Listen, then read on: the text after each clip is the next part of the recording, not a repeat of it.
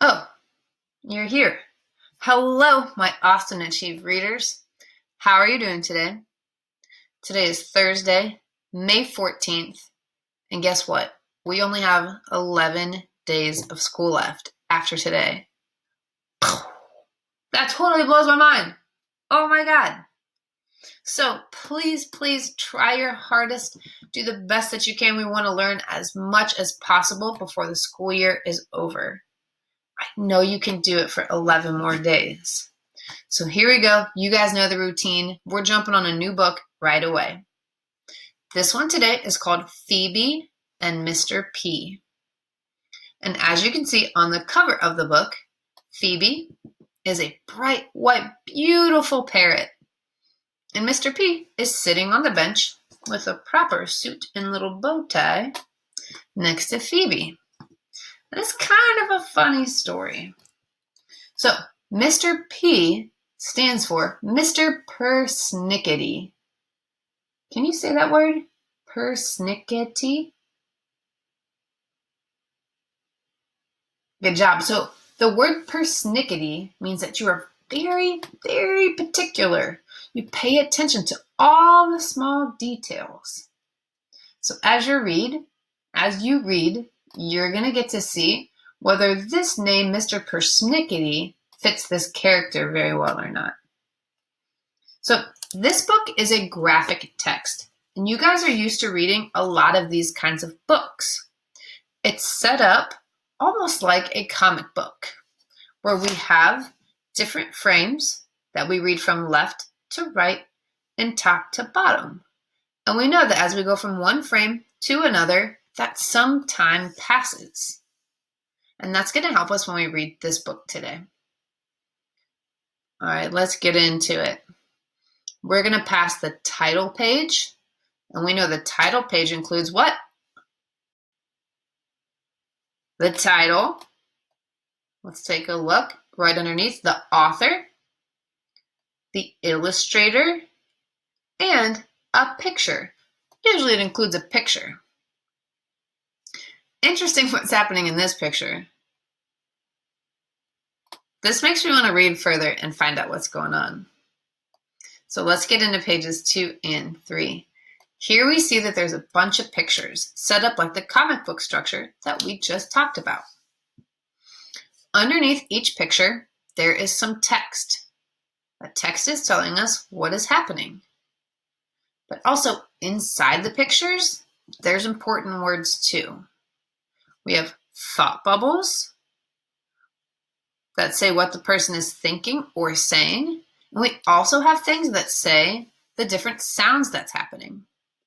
So on page 2, we see Mr. P sitting in his chair, and in the speech bubble, he's saying,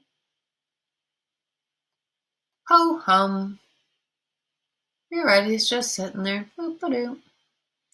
And down below, we see that the clock is saying tick-tock, tick-tock. And next to it on the other page, the vacuum cleaner is also making a sound that we can see with the thought bubble or with the sound bubble. So the 4 frames at the bottom of page 2, and what I mean by frame is the 4 different pictures here on page 2, shows that a bunch of time is passing and Mr. P is just sitting there and nothing is happening at all. So that makes me think something should change. Something should start happening in this book. And the thing that starts happening, Mr. P decides to get a pet. Kind of like I got a pet this weekend. So he gets a pet, and the 2 frames at the bottom of page 6 have speech bubbles with little circles going up to them.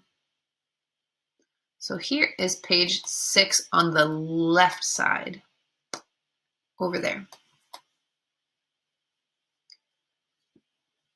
So that means that the illustrator is showing that Mr. P is thinking something, but not saying something if there's just these little bubbles going to the thought or to the words.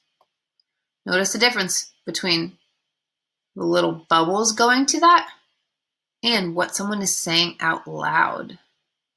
That makes a difference to what us as readers know what's happening in the story. So on page 7 in the bottom frame, it says that Mr. P spied another pet. What does that mean to spy? He spied another pet. I know that a spy is like a secret agent, and you look at things without other people knowing that you're looking at them. So I think Mr. P maybe looked around without anyone knowing. He spied another pet. So on page 8, we finally see Phoebe the parrot. Do you think Mr. P likes her? Oh yeah, look at his face. He's so happy. He's got a huge smile on his face. He has found the perfect pet for Mr. Persnickety. Let's look at the bottom. Actually, let's keep going through the book. Let's go to page 12 here. And hopefully my face isn't too much in the way. So here the writer and illustrator tell you that Phoebe was a very intelligent and curious bird. And if you watch the video beforehand, you'll know parrots are very, very smart birds.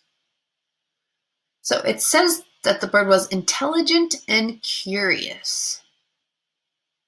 Can you find that on the top frame of page 12 up here? Intelligent, curious.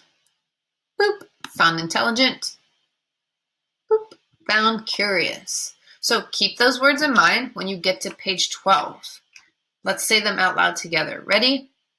Intelligent, curious. Now you know when you get to page 12 what those two words are, and it's up to you to figure out what they mean as you read the book. So in the next few pages, you're going to find out all the things that Phoebe did to keep herself busy while Mr. P was out doing things around town. She even makes a telephone call to Antarctica. Gosh, such a smart bird. And you'll also see some of the sounds she makes in the speech bubbles and what she's thinking in the thought bubbles.